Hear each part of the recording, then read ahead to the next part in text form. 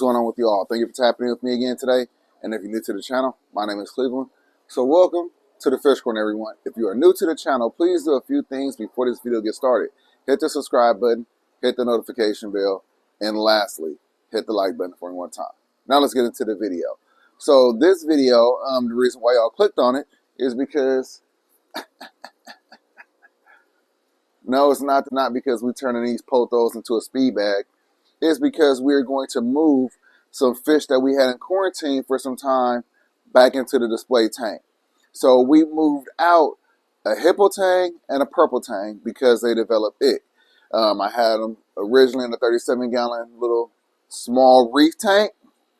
And as soon as I seen they had ick, I immediately acted, took them out, put them in a 10-gallon quarantine tank. I've been treating them for some time. I haven't seen any ick on them for multiple days. I mean, I'm talking about 5 days or more. So, you know, we're going to take a look at them. We're going to make sure they still look the way they should. And if they do, then we're going to put them back into the tank. Now, what I could have done to prevent this from happening in the first place is have the quarantine tank set up in place, which I didn't. Luckily, I have a bunch of extra tanks hanging around. So I was able to quickly set up that tank, quickly medicate them, and quickly get them healed so they can go back. So what I would recommend is have your quarantine tank set up in place. Smaller fish, 10-gallon work. A little bit larger fish, you want to go with 20 gallons or bigger, all the way up to 40-gallon or 100-gallon, whatever the case. Depends on the size of the fish, right? So these small guys right here, let's take a look at them. So these small guys right here, like I said, got it bare bottom.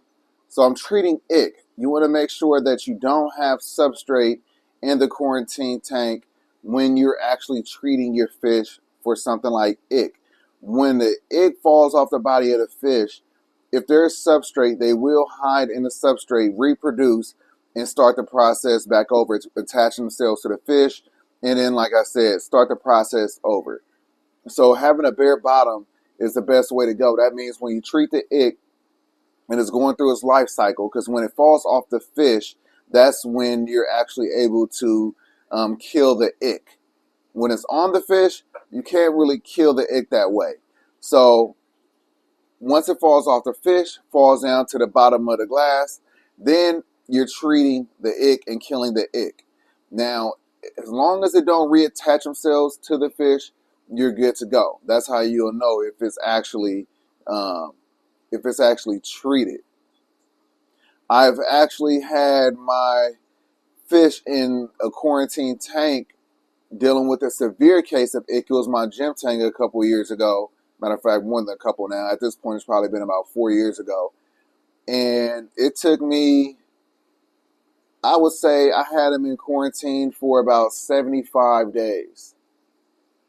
An extended period of time. But it was necessary. It was really necessary. The ick was just aggressive. It wasn't curing. And I had multiple fish inside that aquarium dealing with ick. So, and I did have substrate in there, and, you know, it just took a lot longer. So you can keep your fish in quarantine longer than the amount of time that I've kept these fish in quarantine, which was probably about a week or two. Sometimes, you, like I said, up to 75 days. Keep them in quarantine as long as you need to. You want to make sure that you're comfortable and and the fish are ready to go back into the display tank. If you do it prematurely and they're still dealing with a little ick, or you're not sure if the ick is actually treated, if you put them back in there, all you're going to do is have to catch them again. And worst case scenario, you put them back in there and then they get some other fish sick. So don't rush the process. Take your time, and good luck. Let's go ahead and catch these fish. Let's take a look at them, see how they're looking, and then hopefully we can put them back into their tank.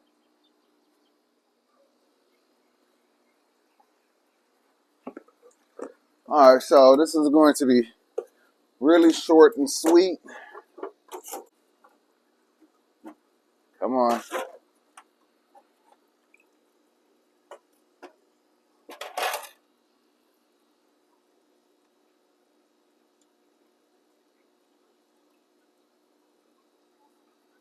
All right, first one is the hippo tang.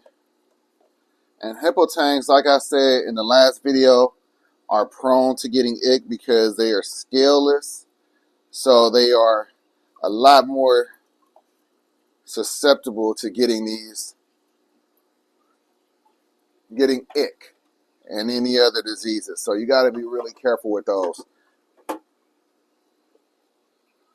All right, let's take a look at them together. Beautiful.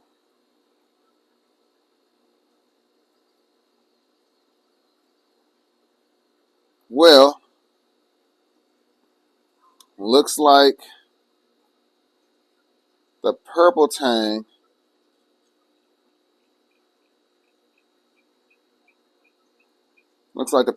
still has ick.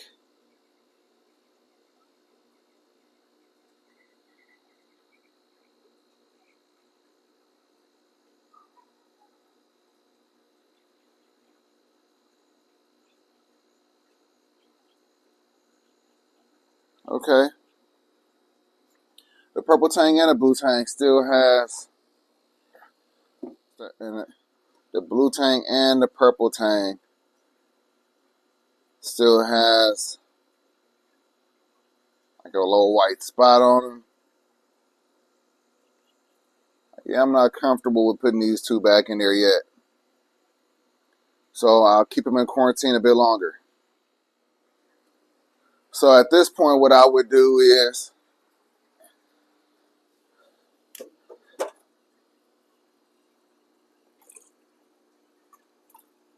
I'm going to do a water change on this, take out some of this water, retreat, and then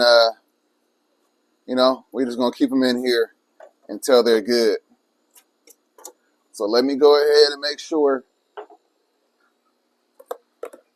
I decontaminate this container and this net.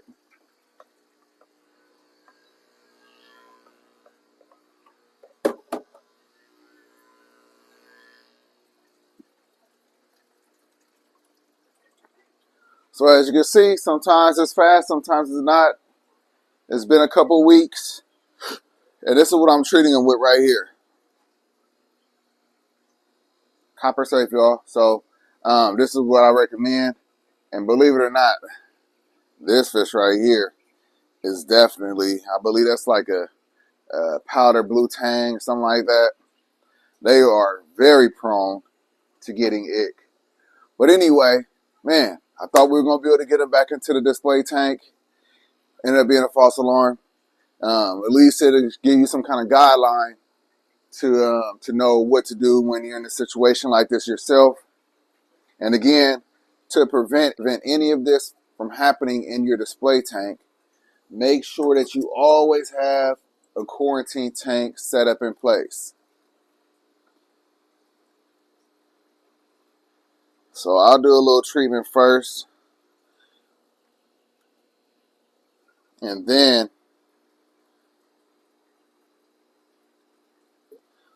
I'll do a water change tomorrow or the day after. I got to get some more salt water, so I can't really do a water change on it right now. I got to actually buy some more salt water. That's the water I use for those little guys.